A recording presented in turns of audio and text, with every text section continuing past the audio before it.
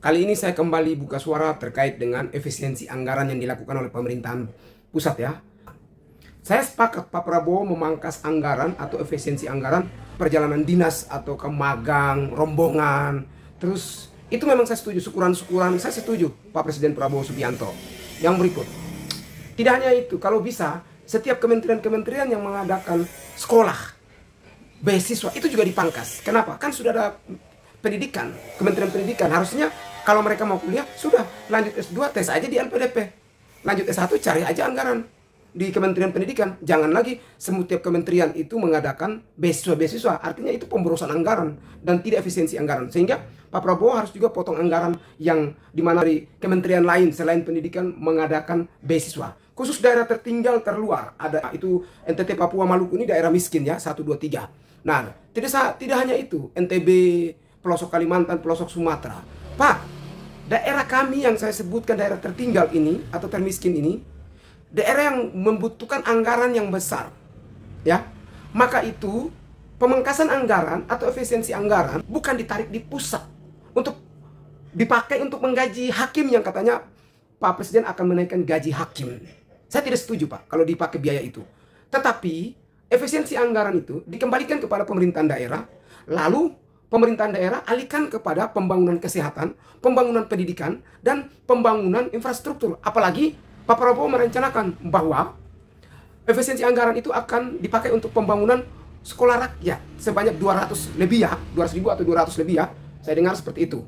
Nah, kan Bapak bilang bahwa nanti bupati yang akan menyiapkan tanah, lokasi. Kalau begitu, kenapa anggaran efisiensi itu tidak dikasih ke pemerintah daerah untuk membeli tanah? Kenapa harus ditarik di pusat?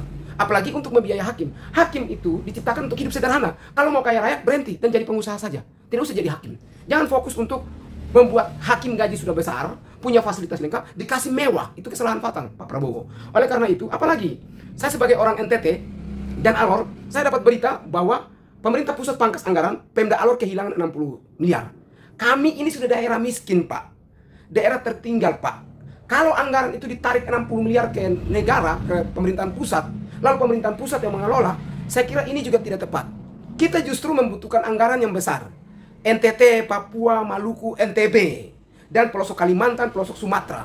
Ini membutuhkan alokasi anggaran yang besar. Alangkah baiknya Bapak pangkas anggaran yang ada di Jakarta, Jawa. Lalu pemangkasan anggaran itu dilempar atau diberikan kepada daerah tertinggal. Agar daerah tertinggal itu menggunakannya, Pemdanya menggunakan, lalu membangun infrastruktur yang belum terbangun. Saya mendapatkan sebuah video ini sangat menarik, Pak.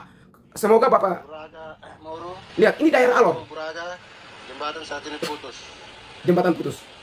Akses jalan saat ini sulit karena ada banjir dan jembatan pun putus.